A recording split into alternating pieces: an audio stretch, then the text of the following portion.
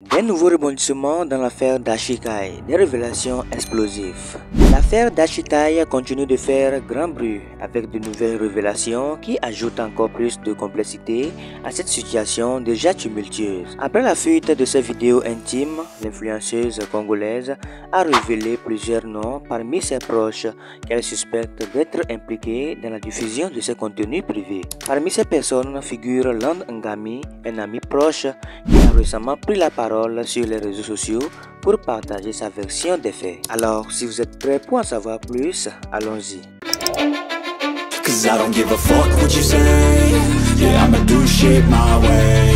Dans une vidéo publiée il y a quelques jours, Land Ngami a tenu à clarifier sa position face aux accusations implicites le lien à la fuite des vidéos de Dashikai. Land a d'abord affirmé qu'il était un véritable ami de Dashi, insistant sur le fait que leur relation était basée sur la confiance et l'entraide. Cependant, les choses ont pris une tournure inattendue lorsqu'il a admis qu'une relation intime s'était développée entre eux. Selon ses propres paroles, Dashikai, qui est fiancé à un certain monsieur Dashi, se rendait souvent chez lui.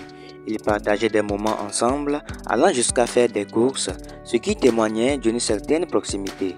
Un jour, alors qu'il discutait chez lui, Dashi aurait initié des gestes d'affection. Land avouant avoir des sentiments pour elle a cédé à la tentation. Ils ont alors eu une relation intime malgré leur engagement respectif, Dashi trompant son fiancé et Land trahissant sa propre copine. Cette révélation ajoute une nouvelle dimension à l'affaire, transformant ce scandale en un véritable feuilleton.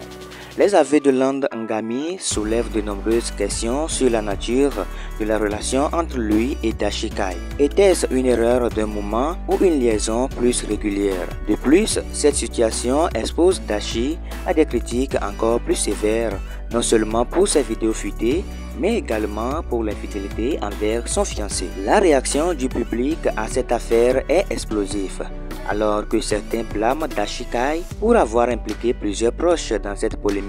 D'autres pointent du doigt Land Ngami pour avoir brisé la confiance en exposant ces détails intimes. Cette affaire suscite également des discussions sur la loyauté dans les relations et sur l'impact des choix personnels sur une réputation publique. Les internautes s'interrogent. Land Ngami a-t-il fait cette révélation pour se disculper ou pour jeter encore plus de discrédit sur Dashi? Et surtout, si leur relation était aussi proche, pourrait-il être impliqué dans la fuite des vidéos comme Dashi semble le suggérer? Pour l'instant, aucune preuve tangible ne permet de confirmer qui est réellement derrière la fuite des vidéos. Cependant, cette affaire continue de captiver l'attention et pourrait encore connaître de nouveaux rebondissements. Les deux camps semblent déterminés à faire attendre leur vérité et les révélations à venir pourraient apporter plus de clarté ou encore plus de chaos. Pensez-vous que Land Ngami a agi par sincérité en partageant sa version des faits? Ou s'agit-il d'un acte stratégique pour se protéger? Et selon vous, Dashikai est-elle victime ou responsable de cette situation complexe? Partagez vos réflexions dans les commentaires et restez connectés pour les dernières mises à jour sur cette affaire qui continue d'agiter la toile. N'oubliez pas de liker, de commenter et de partager cette vidéo. On se retrouve à très bientôt pour une nouvelle vidéo. Ciao! Parler de la polémique autour de l'influenceuse Dashi et aussi sûrement vu la liste des personnes concernées. Donc aujourd'hui nous sommes avec Land. Là, Merci pour l'introduction. Du coup, moi c'est Land Ngami. Dans cette histoire, j'ai été le meilleur ami de Dashi pendant sa relation avec Monsieur Dash. Et on a eu à faire des bails ensemble. Pour trouver mon identité, je peux vous montrer ma pièce d'identité. Bon, c'est mon permis, mais c'est toujours valable. Je vais regarder, ça fait pas plaisir. Et du coup, avant de pouvoir vous raconter cette histoire, j'aimerais d'abord tout simplement vous sensibiliser à ce genre de contenu. En ce moment, elle est en train de vivre une passe très compliquée comme au début d'année que vous avez sûrement dû entendre par rapport aux 8100 € qu'elle s'est fait voler et tout ça. Et je pense qu'on ne devrait pas lui jeter la pierre parce que c'est quelque chose qui pourrait arriver à tout le monde.